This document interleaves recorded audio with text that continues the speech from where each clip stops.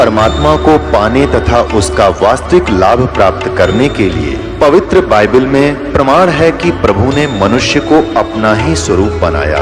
6 दिन में सृष्टि रचकर 7वें दिन विश्राम किया।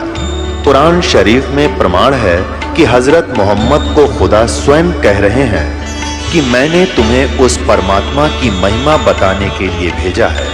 वो परमात्मा कबीर है जिसने 6 दिन में सृष्टि रची तथा 7वें दिन तख्त पर जा विराजा। उसकी खबर किसी बाखबर से पूछ कर तो देखो। कृपया अवश्य सुनिए जगत गुरु तत्वदर्शी संत रामपाल जी महाराज के अमृत वचन। विष्णु संत विष्णु जी के साथ साथ हम सभी जो शंकर भगवान को साथ ही पूजते हैं। वहां सभी साधु संत आए हुए थे। ज्यादा बढ़ चढ़ का बाग था राजा का बहुत बड़ा, उसमें कोठी थी। कोठी से 100 फुट की दूरी पर सत्संग का आयोजन करा रखा था, कीर्तन का, जो प्रति वर्ष होता था। परमात्मा वहां चले गए, कबीर जी, कबीर परमेश्वर जी, तो वहां बैठ के श्रोता की तरह। तो परमात्मा प्रसिद्ध बहुत हो रहे थे। ज्ञान के अंदर कुछ अच्छे लोग भी होते हैं जो ज्ञान की कदर भी करते हैं। उनमें से कुछ वो साधु संत भी जो वहां बैठे थे वो भी मालिक के ज्ञान से परिचित थे कि ये बात बहुत अच्छी बताता है। कुछ एक ऐसे ही रसालू भी थे कि ये ब्रह्मा विष्णु महेश को नासवान बताता है, आज इसकी बोले खोल जज यहाँ बोल पड़े तो यू। तो सब ने अपना अपना एक 10-10, 20-20 मिनट जो सत्संग सुनाना था सुना दिया। फिर एक ने कहा कि एक कबीर जी आप भी आ जाओ, आप भी 2 प्रवचन सुनाओ, संगत को कुछ ज्ञान बता दो। परमात्मा बोले सूरज के सामने दीपक का क्या दिखाऊं, आपने सब कुछ तो बता दिया है। अब आपने तो ऐसा ज्ञान दे दिया, मैं अपने दीपक का क्या रोशनी करूंगा, आपने सब सुना ही दिया। नहीं फिर भी आप बोलो बोलो बोलो, बहुत जोश कर दिया। परमात्मा बोले मैं बोल लूंगा तो दिल डांट लियो अपना, कदे मेरा पीछा पड़ लो, फिर मनु लाना दो, या तो मन रहने दो, मैं ना बोल लूं। अगना बोल बोल बोल। अब दूसरे थे वो गुरु जी राजा को बोला नहीं बोल बोल बोल क्यों ना। जब परमात्मा ने उनका करी हिंदी सारे की, गगन में आग लगी बड़ी भारी, गगन में आग लगी बड़ी भारी, जलगी दुनिया सारी, गगन में आग लगी बड़ी भारी। भाई ब्रह्मा जल गया, विष्णु जल गया, यो शंकर जला लटाधारी। परमात्मा ने इतनी बात कही थी, लागे बिदकड़े नुकड़े कड़े देखे, कहने लगे सुन ले सारी। परमात्मा ने सारा कुछ बता दिया। 3 देव की जो करते भक्ति, उनकी कदे ना होए मुक्ति। गुण 3 की भक्ति में ये भूल पड़ो संसारे, कह कबीर निज नाम बिना कैसे उतरो पार। मालिक ने सुनाया सत्संग कि ये 3 लोग के चौधरी हैं, एक एक विभाग के मालिक हैं। इनके पिता ज्योत निरंजन काल है, इनसे ऊपर एक और सरब्रह्म है, अक्षर ब्रह्म है, अक्षर ब्रह्म से ऊपर परम अक्षर ब्रह्म है। उस परम अक्षर ब्रह्म परमेश्वर का संदेश लेकर आया हूं, उससे पूर्ण मोक्ष होगा। ये ब्रह्मा विष्णु महेश भी नासवान है। बस कितना कहना था, उड़ा पड़ गई किल की, ये क्या बकवास कर रहा है, तू बैठ जा, ये है वो परमात्मा बोले ले भाई बैठ गया मैं। इतने में एक गया राजा के पास, उन्हीं में से साधु संतों में से एक राजा, एक ऐसा निकम्मा आदमी आया है और हमारे हिंदू देवताओं की बेइज्जती करता है। वो मुसलमान दिखाई देता है, वहां बेइज्जती कर दी सारी सभा में, हमारे साथ हमारी तो नाक काट दी। राजा ने कहा एक नौकर भेजा, सिपाही छड़ीदार बोला उन्हें, लठाड़े ने डंडा लेकर, अगला उसको पकड़ के उसको बुला के लाओ। लेकिन राजा डरा करते थे, साधु संत के खसा नहीं करते। तो उसने कहा था उसको बुला के ला भाई, कौन है। तो उसने कहा, सिपाही ने जाकर कहा कि महाराज जी आपको राजा याद करते हैं, भगत जी आपको राजा बुला रहे हैं। परमात्मा बोले भाई राजा ने गरज होगी तो यहाँ आ जाएगा, वरना राजा से कोई काम नहीं। राजा को मेरे से काम है तो यहाँ आ जाए। अब यह बात सुनकर वो फिर 2-3 और साथ के छड़ी उस सिपाही के और नमक मिर्च लगा के राजा को कहा जी वो तेनों क्या उसको कर दो तो यहाँ आ जाएगा। अब इस बात से उस बुद्धिमान होते हैं, राजा से बालक नहीं होते, उसने इतना तो महसूस किया कि भाई कोई आम भगत और संत नहीं है ये, ना तो राजा बुलाओ भाजी आओ और कह के न सोचे कि इनाम देगा। राजा खुद चला। जब वो नरेश वीरदेव सिंह बघेल 100 फुट की दूरी पर रहा और उनसे पूछने लगा कौन सा है वो भक्त। उन्होंने बताओ सामने बैठा है टोपी वाला। तब क्या हुआ, परमात्मा आसन पदम लगाए बैठे थे, जमीन से 1.25 हाथ ऊपर, यानी इतना ऊंचा, एकदम ऊंचे हो गए, नीचे कुछ नहीं, ऐसे ऊपर इतना हवा में बैठ के नो के नो आसन पदम लगाए। राजा देखे नो, और किसी को दिखाई नहीं, औरों को दिखे नीचे बैठे, राजा को दिखे 1.25 हाथ ऊपर। राजा के पसीने आगे जाते प्रणाम किया, ये तो आम भक्त नहीं है भाई। परमात्मा को प्रणाम किया। सारे श्रोता हैरान रह गए कि इसको ये कैसे क्या हो गया। तब राजा ने कहा कि भगवान हमारे घर चलिए, और साथ में गुरु जी तो जाना था, उसका जो पूर्व गुरु था वहां बैठेगा, पंडित जी था वो। तब पूछा कि जी आप बताइएगा, आप कैसे कहा कि ब्रह्मा विष्णु महेश से ऊपर भगवान है, ये है वो है। परमात्मा बोले ये कौन है? ये मेरे गुरु जी हैं। किस जाति से? ब्राह्मण है। राजा ने कहा ये ब्राह्मण है। ब्राह्मण है तो वेद गीता और पुराणों को जानते होंगे। हाँ जी, चारों वेदों गीता और पुराणों को कंठस्थ याद किए है। तो ब्रह्मा विष्णु महेश के माता पिता मैं बताता हूं और इनमें देख ले तेरी पुस्तकों में। देवी भागवत में 3 स्कंद में लिखा है ब्रह्मा विष्णु महेश। विष्णु जी स्वयं कहते हैं कि तुम शुद्ध स्वरूपा हो, सचित्र मोटा टाइप, गीता प्रेस गोरखपुर से प्रकाशित में आज के दिन दास बता रहा है, उसमें परमात्मा ने वैसे बताया था, वो तो संस्कृत में थी, उससे में ज्यादा थी। और विष्णु जी स्वयं कहते हैं कि हमारा तो जन्म और मृत्यु होता है, हम अविनाशी नहीं है। राजा ने कहा देख पंडित जी ने देखी, पुस्तक उड़द रही थी। नो बोला हाँ, नो पता भी गलत बोल दे राजा तेरी गर्दन कटवा देगा, सच्ची बुलवाई सारी। फिर परमात्मा ने बताया कि शिव पुराण में देख, विष्णु की उत्पत्ति लिखा है कि दुर्गा और काल से, सदा ब्रह्म रूपी सदा शिव काल से, और दुर्गा से इनकी विष्णु जी की ब्रह्मा की उत्पत्ति और शिव की उत्पत्ति हुई। उसमें विद्वेश्वर संहिता के अंदर देख, उसने सारा देखा। हाथ जोड़ लिया पंडित जी ने, अगजी तो फरिश्ता है, दानक नहीं है। मैं ना इतने दिन हो गए इसको पढ़ते, कभी मेरी बुद्धि में नहीं आई ये बातें यहाँ लिखी है, हमारी आंखें बंद कर रखी थी, सारी साची लिखी है भगवान। हम भी धोखे, मैं भी धोखे में था। महाराज जी मैंने आपको मिसगाइड किया, माक्षमा चाहता हूँ। ये होते हैं ब्राह्मण के काम, ब्राह्मण सोचो ब्रह्म पछाणे, और जान बुझ साची तजय करे झूठते ने, और ताकि संगत है प्रभु स्वप्न में भी ना दे।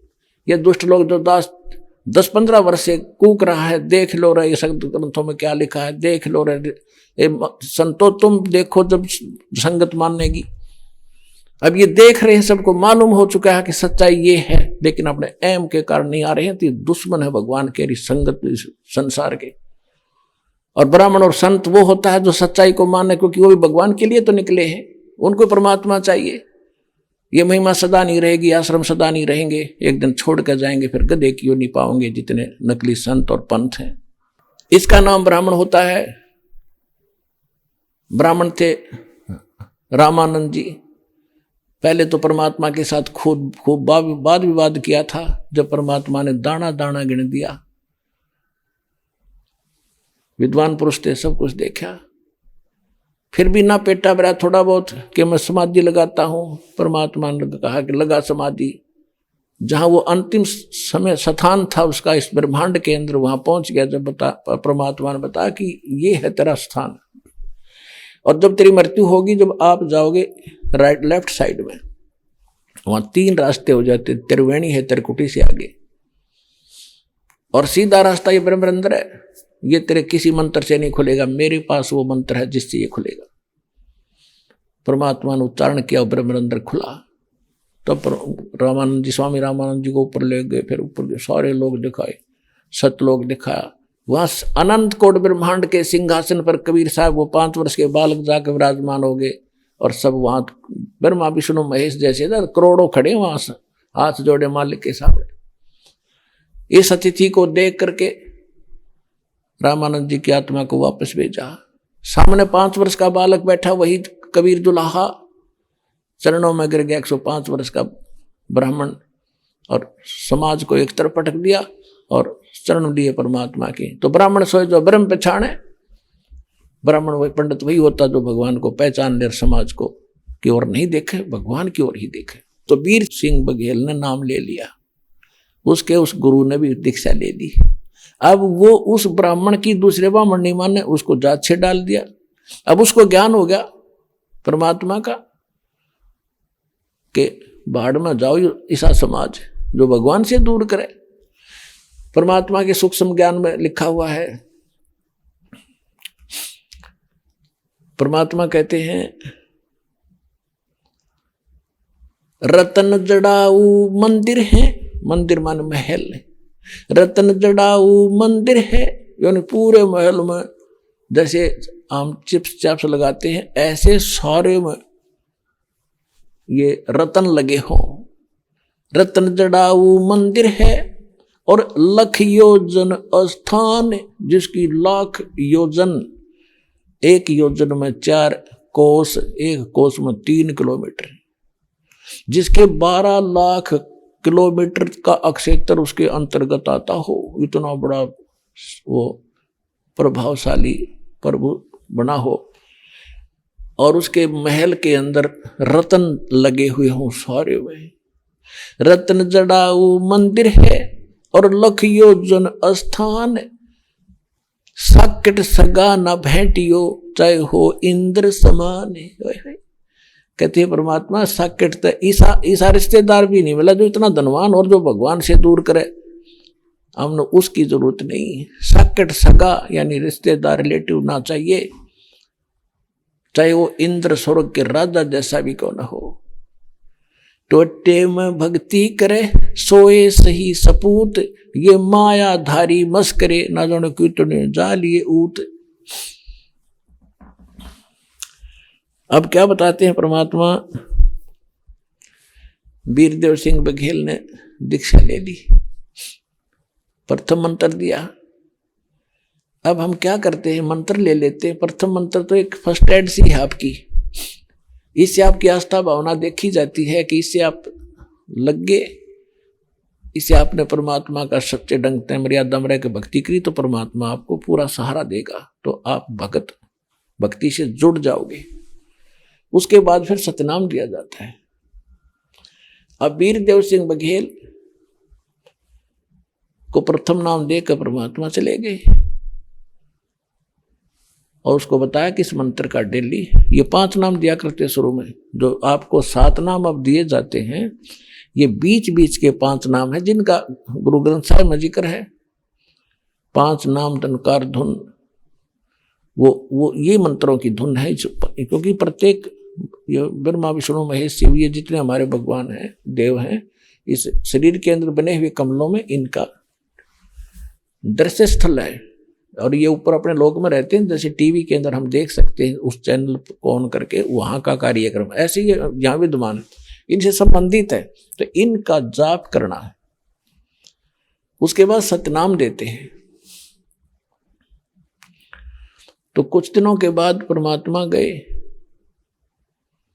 वीरदेव सिंह बघेल के घर पे कि देख का है पौधा मेरा लगा है कि नहीं, सिंचाई करनी, सत्संग सुनाना, ज्ञान सुना। ये आपको यहाँ नाम देने के बाद आपको यहाँ इसलिए बुलाया जाता है कि आपकी भक्ति बीज बोया है, इस ज्ञान से, सत्संग से, आशीर्वाद से धर्म पुण्य करवा के आपकी सिंचाई की जाएगी भक्ति के पौधे की, तब आप जड़ पकड़ेगा वो, तभी अंकुर फूटेंगे।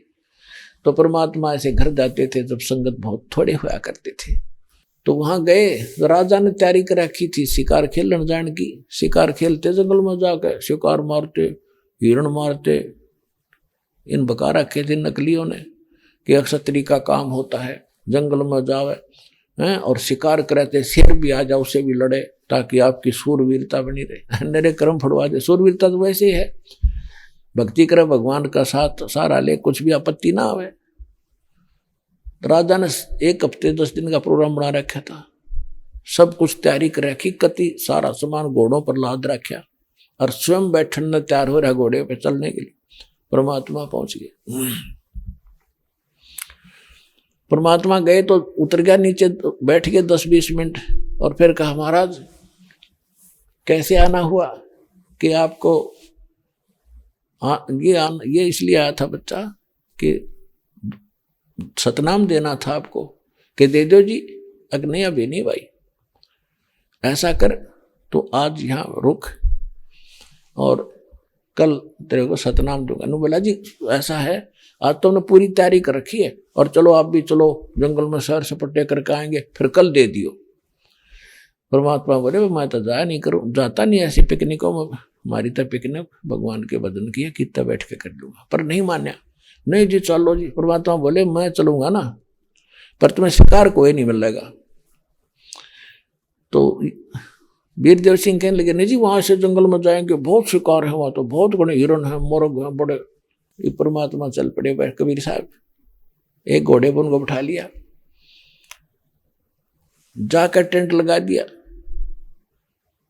टेंट लगा दिया तो क्या हुआ, अब कुछ देर के बाद सबने पहले शिकार खोजने लगे इधर उधर। शिकार के साथ साथ जो है ना काफी दूर तक चले गए, सारी सेना भी, राजा भी। वो जो उनका मूल कैंप था वो कम से कम कई किलोमीटर दूर रह गया, 8-10-15 किलोमीटर वन में, जंगल में।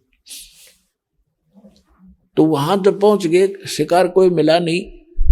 एक बैठ के एक वृक्ष से सब इकट्ठे हो गए दूर से आके, और उनको इतनी गजब की भूख और प्यास लगी, यदि प्यास 1-8 घंटा पानी ना मिल रहा तो सारे मरे। ये खेल लीला दाता की।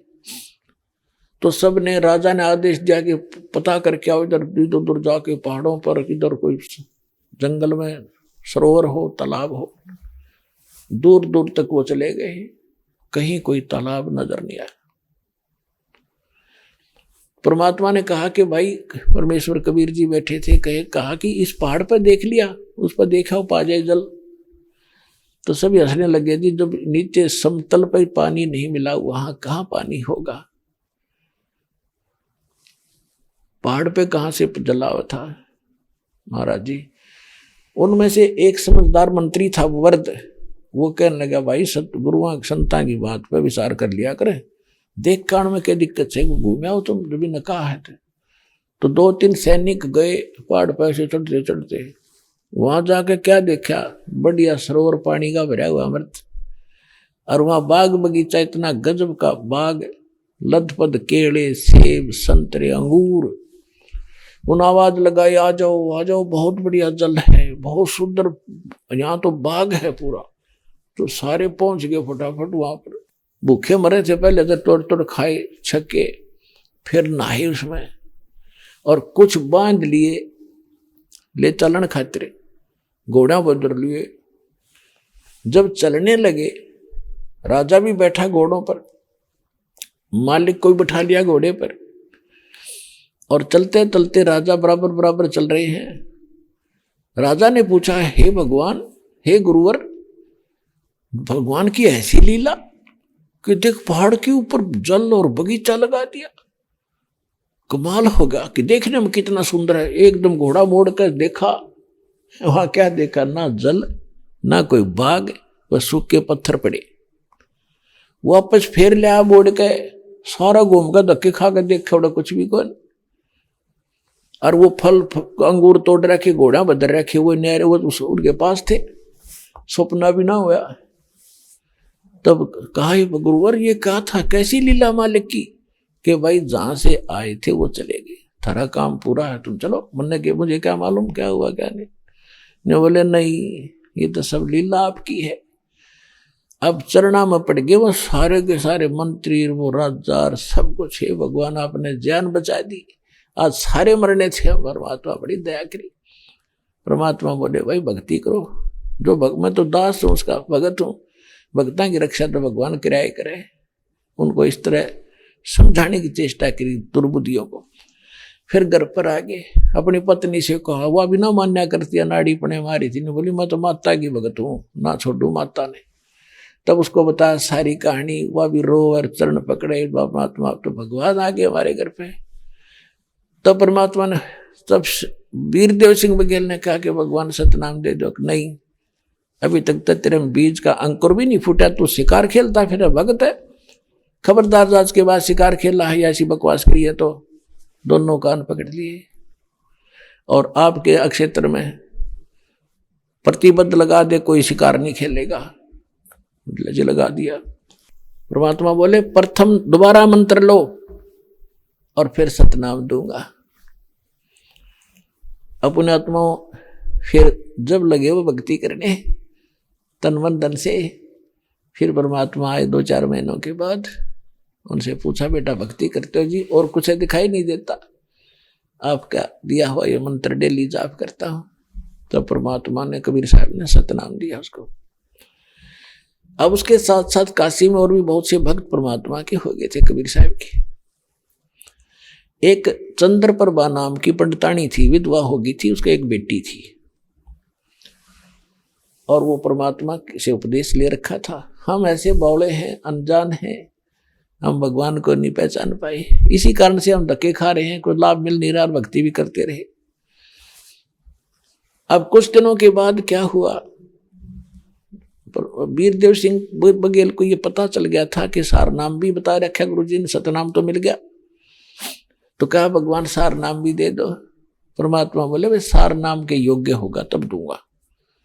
5-7 वर्ष के बाद फिर परमात्मा बोले भाई एक काम करें, तेरे को मैं सार नाम दूंगा, लेकिन मुझे उसमें एक ऐसे वस्त्र की आवश्यकता पड़ेगी। पड़ती नहीं, वैसे मालिक ने वो उसकी परीक्षा करनी थी, उसकी आंखें खोलनी थी, एक तीर से 2 शिकार करने थे। तो क्या कहा कि एक तेरी गुरु बहन है, चंद्रप्रभा नाम है, और ऐसे ऐसे उसके पास एक साड़ी है, साड़ी जैसे उसने वो साड़ी बताऊं कैसे बनाई है, अपने आंगन में बाड़ी बोई कपास का पौधा और गंगा जल से अपने सिर पर नंगे पैर लाकर उसको सींचा है और उससे कपास बनाई। कपास बनाकर वो रुई बनाई, लोड का अपने हाथों से उसने काता है और अपने हाथों से उसने कपड़ा बुना है। उससे उसने एक धोती तैयार कर रखी है, साड़ी। वह तू साड़ी ला दे उस अपनी बहन से और फिर मैं तुझे सार नाम दे दूंगा। राजा ने कहा जी बहुत अच्छा। अब राजा ने सैनिक भेजे कि बहन को कहो ऐसे ऐसे राजा आ रहा है। परमात्मा बोले तो खुद जाना लेने के लिए। अब भाई ऑर्डर नहीं, अकना जी मैं जाऊंगा, मैं तो भगवान चाहिए। तो राजा ने संदेशा भेजा उस बहन के पास। सैनिक चल ही पड़ते हैं, पहले ही पता लगते राजा वहां जा रहे हैं। उसको जाके कह दिया बहन ऐसे ऐसे राजा आ रहे हैं, वीरदेव सिंह जी। उसको ये मालूम था भगत है हमारा, ठीक है कोई बात ना भाई आ जाएगा। क्या बात हुई आज गरीब के घर पर राजा आवे। कुछ मन में दुख भी था कि राजा लोग बेसिक भक्ति करते हैं पर इनकी बुद्धि साबित ना होती, नीयत साफ नहीं होती, कोई गड़बड़ ना हो जाए। फिर भी वो दिल सा डांटना पड़े, मजबूरी थी। अलग से आसन लगा दिया। राजा पहुंच गया, बैठ गया, हाथ जोड़ के खड़ी होगी कि महाराज बोलो क्या आदेश है। परमात्मा बोले बहन एक प्रार्थना है, आदेश नहीं। मैं आपका भाई, आप मेरी बहन, गुरु बहन भाई हम, और बैठ जाओ आप भी। मैं एक आपसे एक वस्तु मांगने आया हूं, बहन नाटिए बचना। अब उस बहन ने कहा कि देखो आप राजा, हम रैयत आपकी प्रजा है, राजा का अधिकार पूरी प्रजा पर होता है, आपका सब कुछ है, मैं आपको नाट कैसे सकती हूं, पर ऐसी चीज ना मांगिए जो मुझे नाटना पड़ जाए। तब उसने कहा कि ठीक है बहन, मैंने सार नाम लेना गुरुजी से, और गुरुजी ने एक वस्तु मांगी है कि एक कपड़ा चाहिए, सफेद धोती स्वच्छ, और तब वो मुझे सार नाम देंगे। और आपके पास गुरुजी ने बताई है।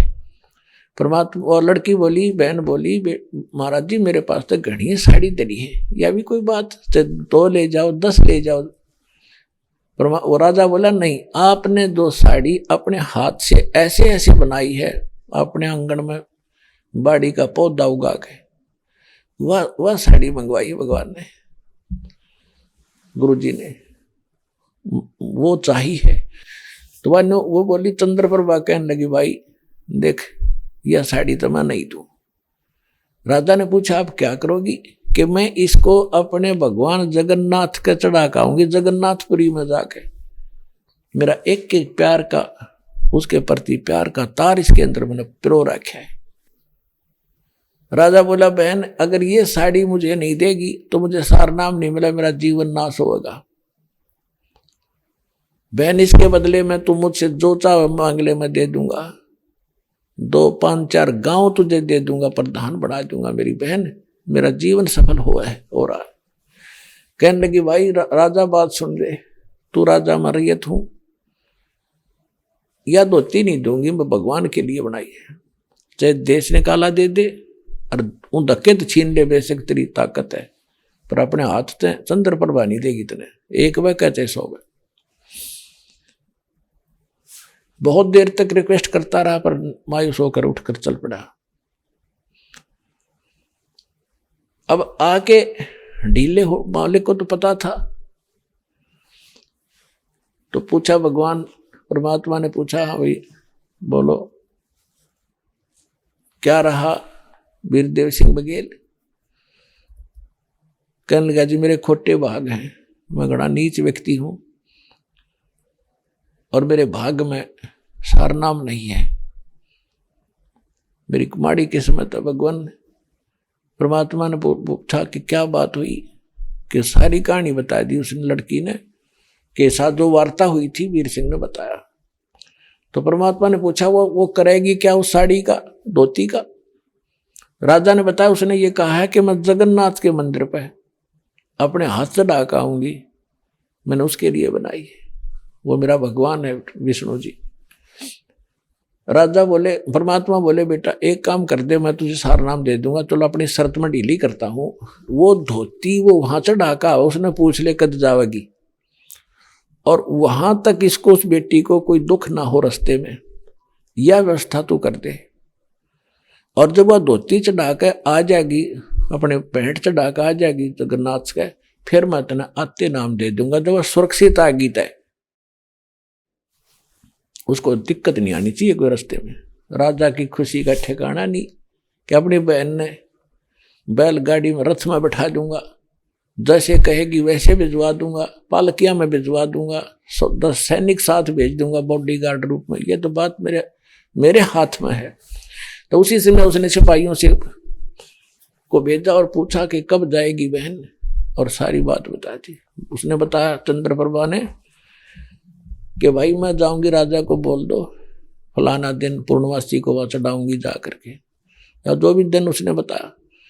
तो राजा ने कहा, सैनिकों ने बताया कि राजा ने कहा कि आपके साथ हम सैनिक चलेंगे अपनी बहन की सुरक्षा के लिए, गुरुदेव का आदेश है, और कहो तो आपको रथ में बैठा कर ले चलें। वो बोली, नहीं पैदल जाऊंगी मैं, तो आते समय तो बेशक बैठ लूं, पर जाते समय जाऊंगी पैदल।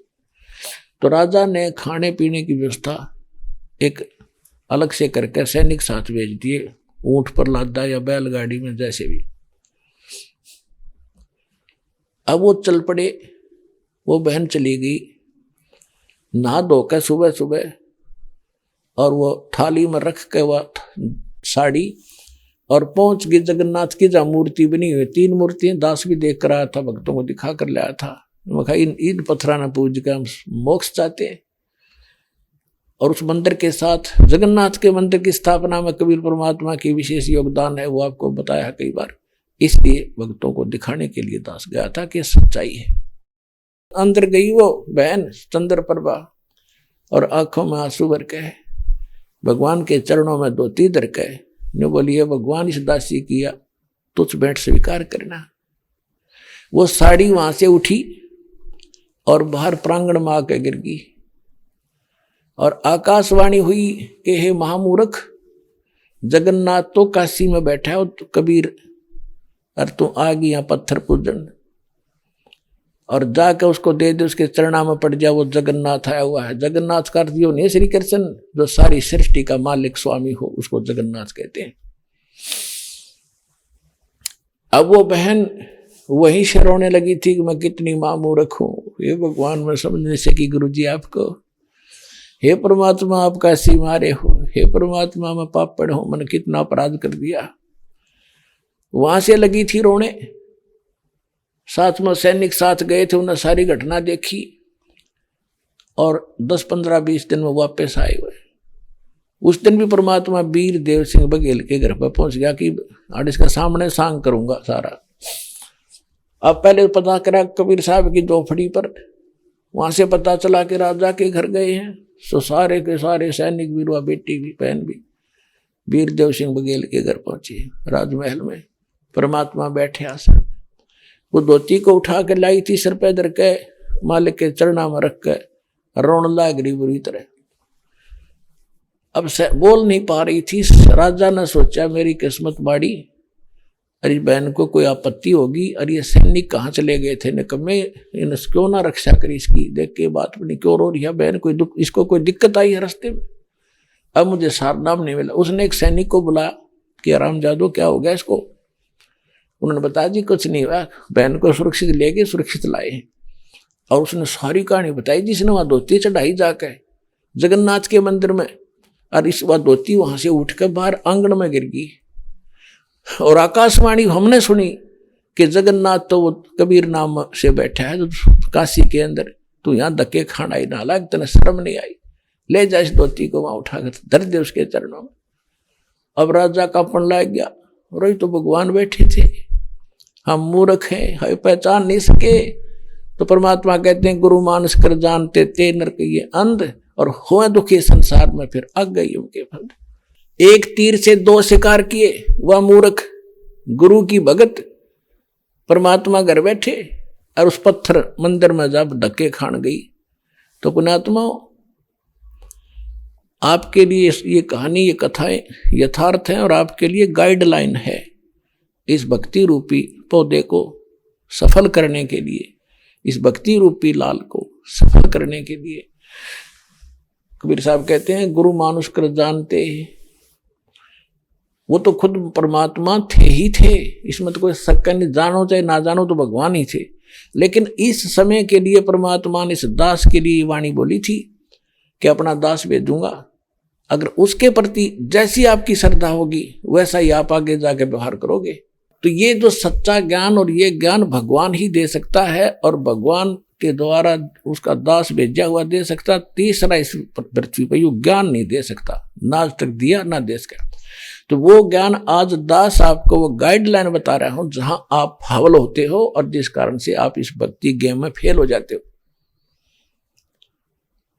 अब क्या बताया परमात्मा ने कि गुरु गोविंद कर जानियो, रहियो शब्द समाए, मिले जब दंडवत बंदगी, नहीं पल पल ध्यान लगावे। गुरु को परमात्मा मानकर चलिएगा और उनके वचन पर पालन करते रहना, उनके द्वारा दिए गए शब्द यानी नाम का सिमरण करते रहना। जब गुरु जी मिले दंडवत बंदगी, नहीं फिर भी उनको 100 बार दिन में याद करें, इस प्रकार आपकी सफलता होगी। अन्यथा जैसे माता गर्भ को रखे यत्न बनाए, ठेस लगे तो छन होवे तेरी ऐसे भक्ति नसावे। ये मुश्किल से दाव लगे आपका। पहले तो ज्ञान समझ मान का कोई नहीं, जल्दी से 100 तो खरपतवार पैदा होंगे, ये कैसे हो गया, वो कैसे हो गया, ये सारी अग्रम अग्रम यो ज्ञान छोड़ नहीं, जब पढ़े गए सुने गए थे एक दिन सेट कर देगा। सारी जो हमारे अंदर जो भरा हुआ था वो अज्ञान, वो धीरे धीरे साफ हो जाएगा, उसमें समय लगता है। और फिर आपको नाम मिल गए, सतनाम मिल गया, तो सार नाम का भी परमात्मा ने आदेश दे रखा, दास को खोल दे पिटारा, खजाना खोल दिया तुम्हारे लिए। जिसके लिए ऋषि महर्षि सिर पटक कर चले गए, शरीर गाल कर चले गए, उनको ये रतन नहीं मिला जो आज आपके ऊपर सहमत धक्के तो खिला रहा परमात्मा आपको। आप कितनी अच्छी आत्मा हो इसका आइडिया आपको नहीं हो सकता, लेकिन इस जोरी को है। लाल की कीमत वो कितना कीमती होता है। परमात्मा आप उन आत्माओं में से हो, गोता मारूं स्वर्ग में अर्जा बैठू पाताल, कह कबीर ढूंढता फिर अपने हीरे मोती लाल। आपके लिए भटक रहा है। परमात्मा कहते हैं मैं रोवत हूं सृष्टि को, और ये सृष्टि रोए मोहे गरीबदास इस योग को। अब समझ नहीं सकता कोई, ये तो भगवान भगवान करते। पर्वत पर्वत में फिरा कारण अपने राम, राम जैसे संत मिले जिन सारे सब काम यहां सरेंगे। मोक्ष भी आपका होगा, कंप्लीट मंत्र मिलेंगे, और पूरा घर में भी सुख, शरीर में भी सुख, और जहाज में बैठ के जाओगे। ये सत्कर मान लेना, जब लगे रहे तो नियमित रहना।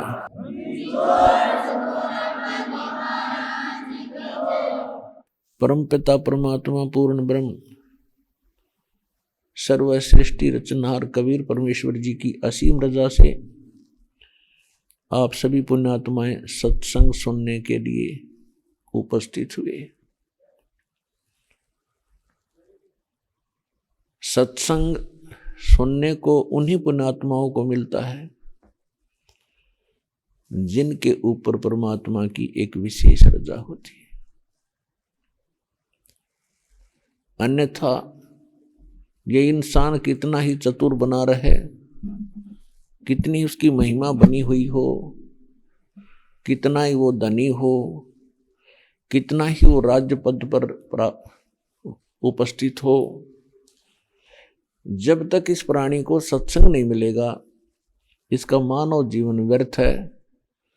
तब तक ये केवल अपना पूर्व जन्म के किए हुए पुण्य और पापों का भोग ही भोग रहा होता है। भविष्य का उसके पास कोई भी विकल्प नहीं होता।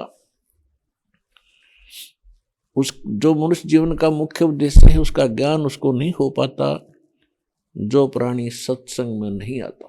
प्रथम तो मानव शरीर बहुत ही दुर्लभ बताया है।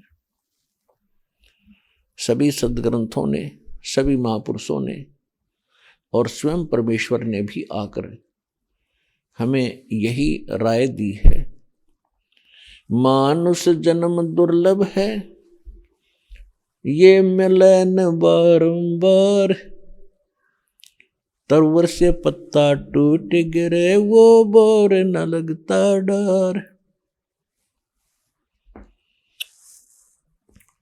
मानुष जन्म पाए कर जो नहीं रटे हरि नाम, जैसे कुआ जल बिना बनवाया क्या काम।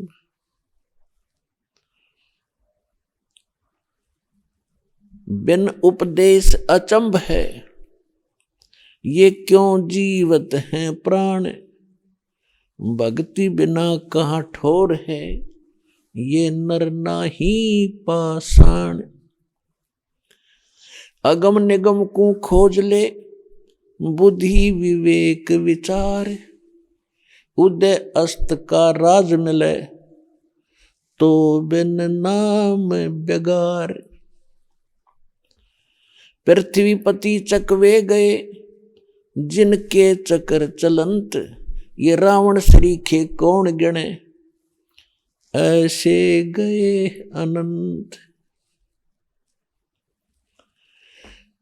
सर्व सोने की लंका थी, वो रावण से रणधीरम, एक पलक में राज बिराजी, जम के पड़े जंजीरम।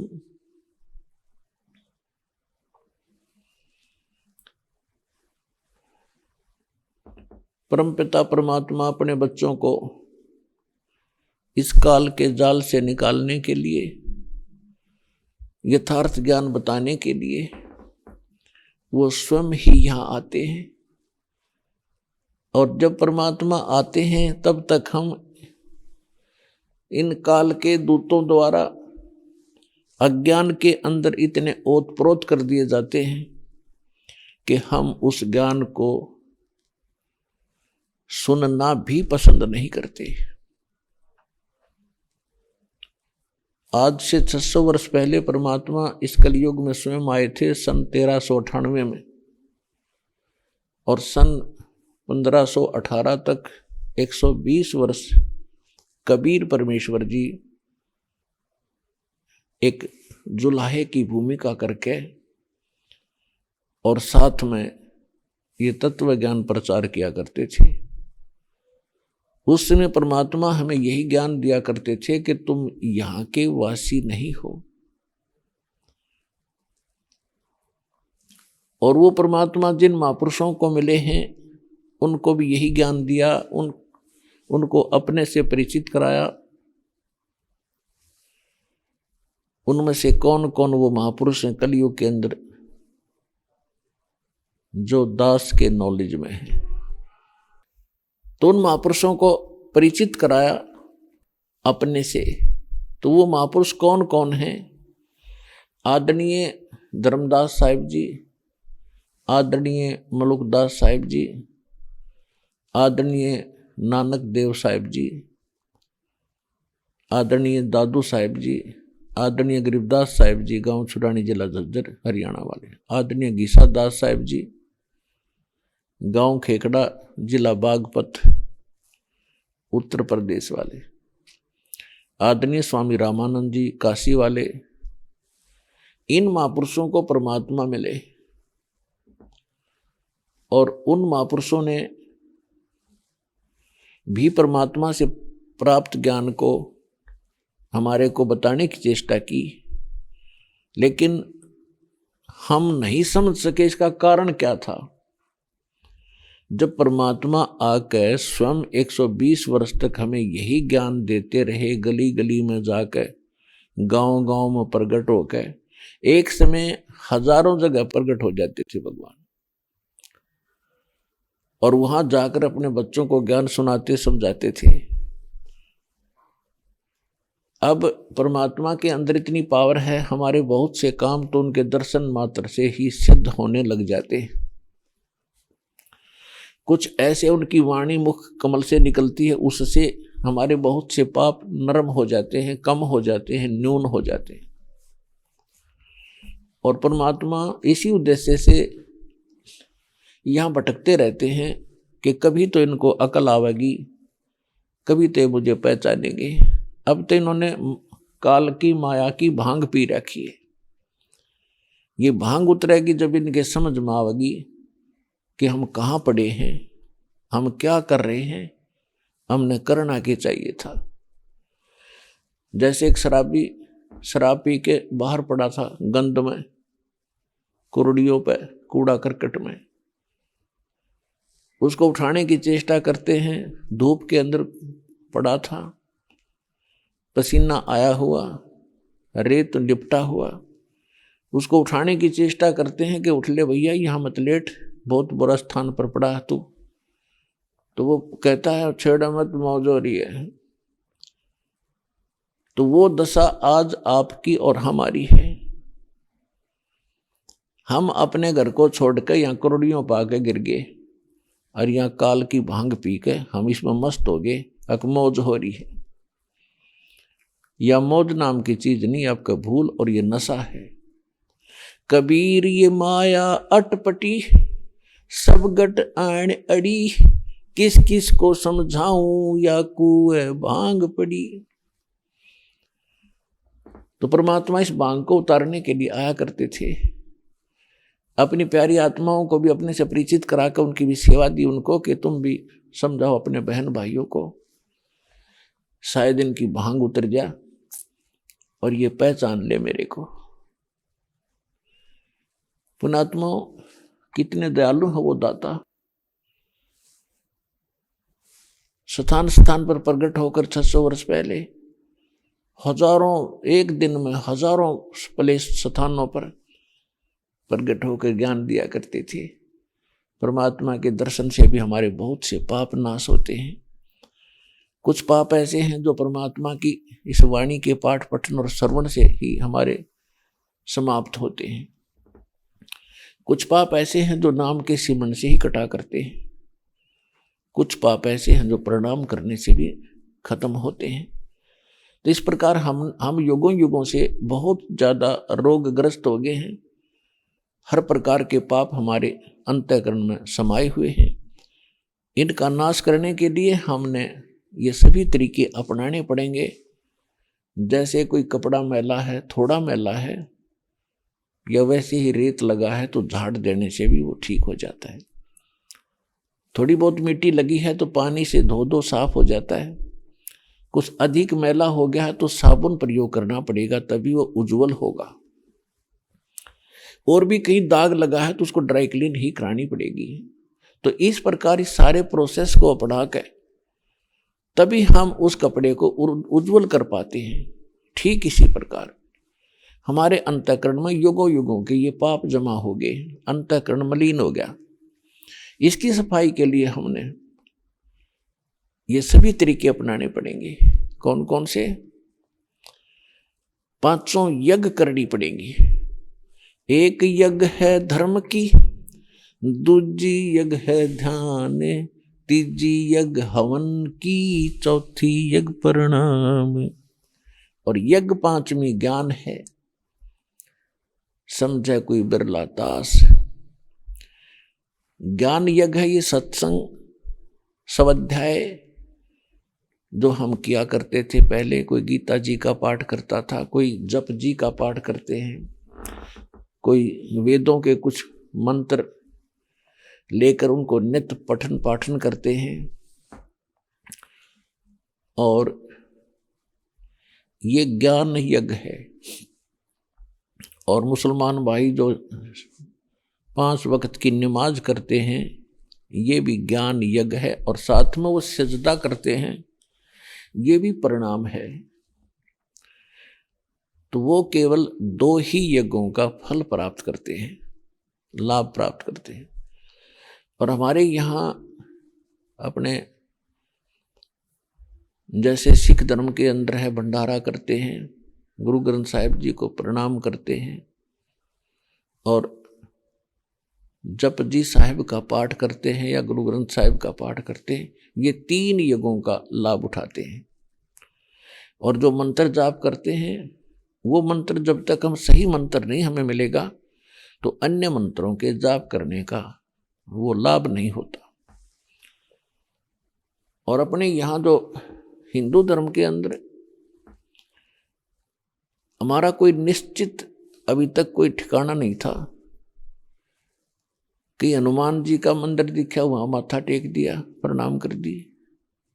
प्रणाम भी ठिकाना हो, यानी उस इष्ट को हो जो कुछ करण जोगा हो, तब उस प्रणाम यज्ञ का फल होता है। तो यहाँ पर जो वेदों के ज्ञाता थे, वेद पढ़ा करते थे, इन्होंने कुछ एक ने, जैसे हमारे घर घर में प्रत्येक का पहले एक जोत जला करती देसी घी की, वो हवन यज्ञ था। और अपना पाठ करते थे गीता जी का, तो वो ज्ञान यज्ञ था।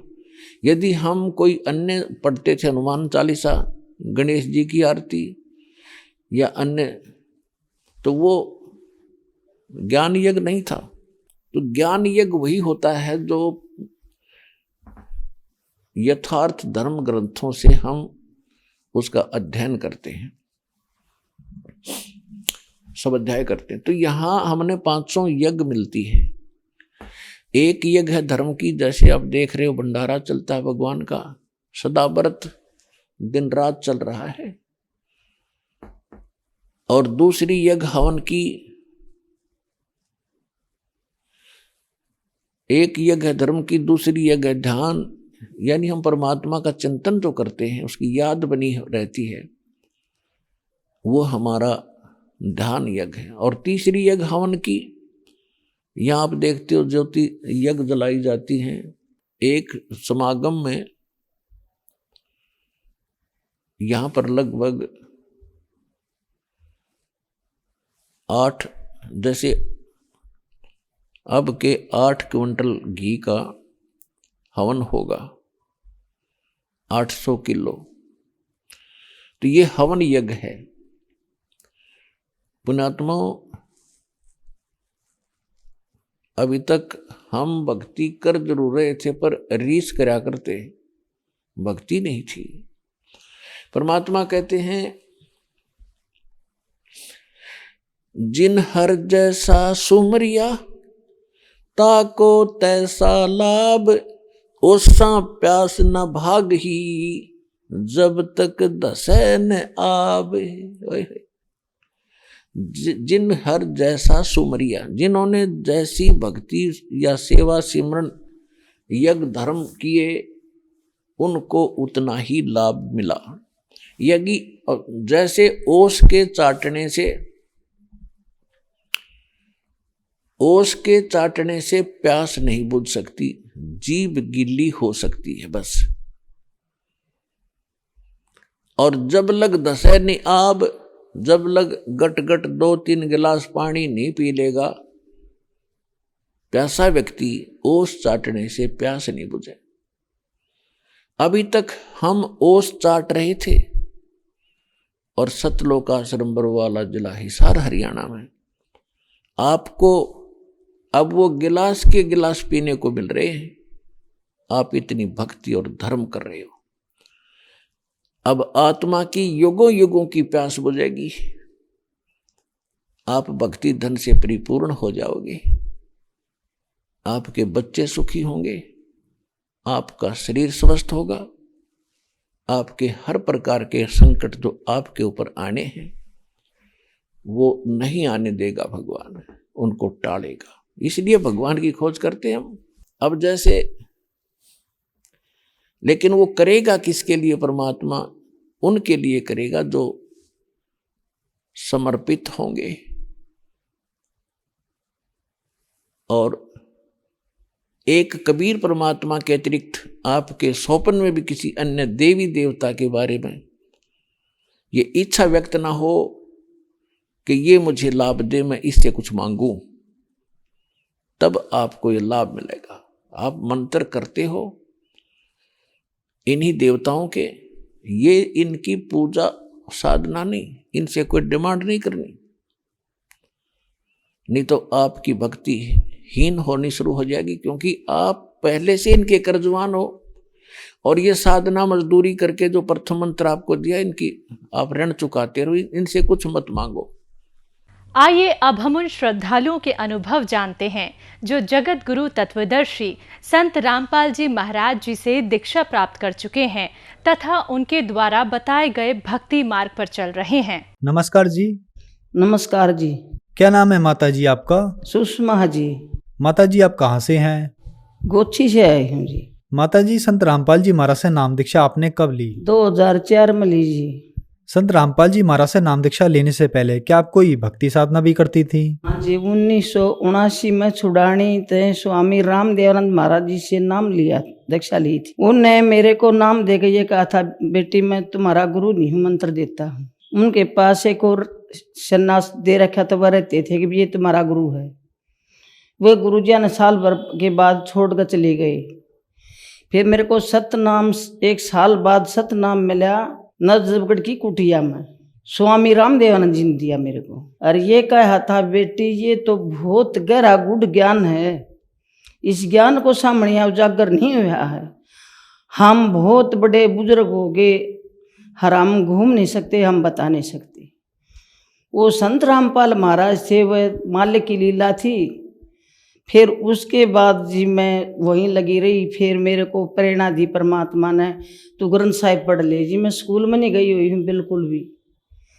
फिर वह ग्रंथ साहिब पढ़ा, मालिक ने 15 दिन में पढ़ाया। उसके बाद परमात्मा मेरे को संत रामपाल महाराज जी ने मेरे को फिर ये प्रेरणा दी, बेटी 2 जगह ने छोड़ और तीसरी जगह। फिर मैं करा, हे मालिक 2 जगह तो छुड़ानी गोछी में जाती हूँ, तीसरी जगह कहाँ जाऊँ? बेटी क्रोथ आ जा। मैं फिर क्रोथ गई तो परमात्मा इतना आधा किला दूर से गुरुजी मेरे को देख हंसने लगे। मेरे को जाने थे परमात्मा, पहले नाम ले रखा था, मिल्या करते गुरुजी से। ने बोला बेबे अब तो दोबारा नाम लिखाना पड़ेगा। हे गुरुजी मैंने पूरे 16 साल निकल गए इसे।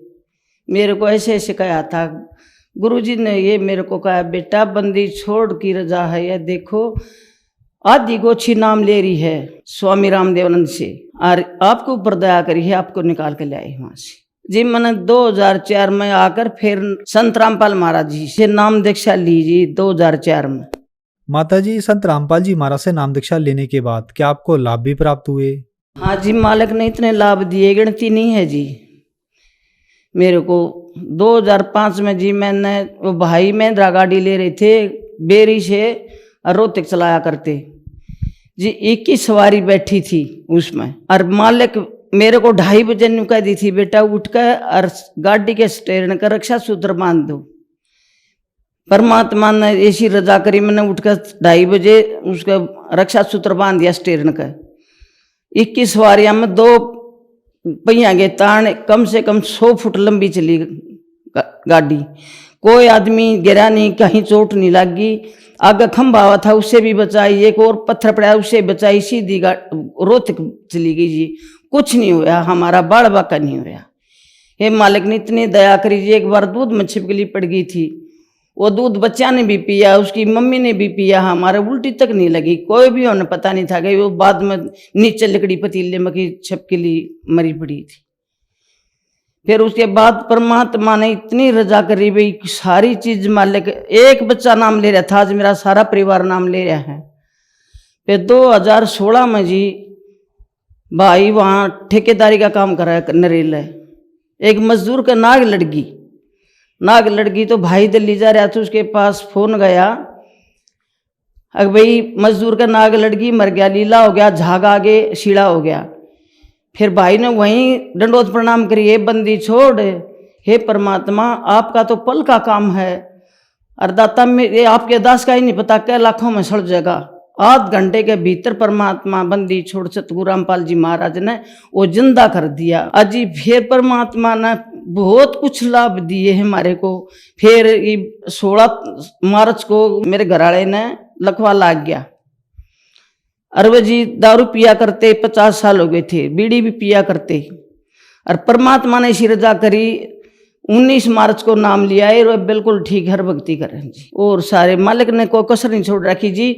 सब बालका के पास, दोनों के पास गाड़ी है, और वहाँ भी यहाँ भी मकान बनवा दिया, और वहाँ भी फ्लैट लेकर दिल्ली में मारी। क्या औकात है दिल्ली में मारी, 4 मंजिल का फ्लैट बड़ा रहा से, कहीं कंपनी में भी साझा करवा रखा। परमात्मा इतने लाभ दे रखे जो मैं बता नहीं सकती। संत रामपाल महाराज जी आज जी मेरे गोबर की हेल पड़ी हुई थी, मेरी सारी नस ब्लॉक थी, और मैं सारे घूम ली थी। CMC हॉस्पिटल में, चंडीगढ़ भी गई मैं, रोहतक भी गई मैं, सारी जगह गई, पोगड़ में भी गई, खेड़ी मैम के पास है, कहीं छोटे बड़े और के पास भी गई, मेरा कोई आराम नहीं आया। परमात्मा का आने के बाद मेरा इन्फेक्शन भी ठीक हो गया, और वो नशा में बिल्कुल आराम है।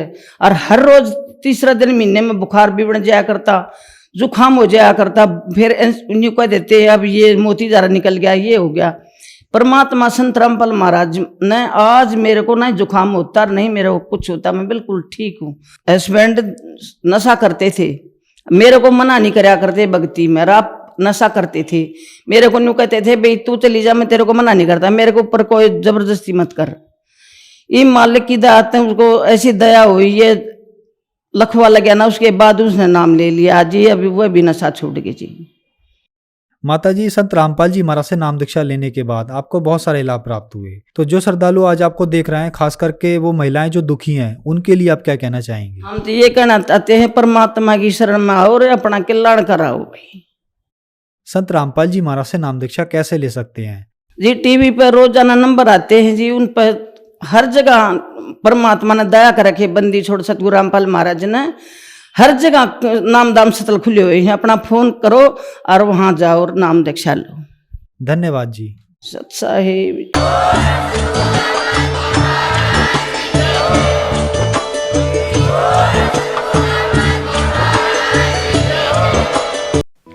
आप सुन रहे थे जगत गुरु तत्वदर्शी संत रामपाल जी महाराज के मंगल प्रवचन। अधिक जानकारी के लिए संपर्क करें